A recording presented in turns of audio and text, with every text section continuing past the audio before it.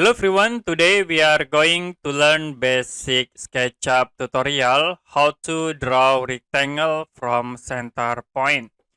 To draw rectangle, you can click at this icon, rectangle.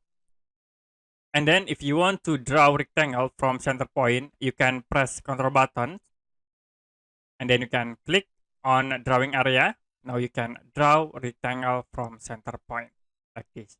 If you press control button again, it will be draw corner to corner. And to draw from center, you can press control button once, click on drawing area, and then you can draw the rectangle. Okay, that's it for basic SketchUp tutorial, how to draw rectangle from center. If you have any question about tutorial, you can comment below this video.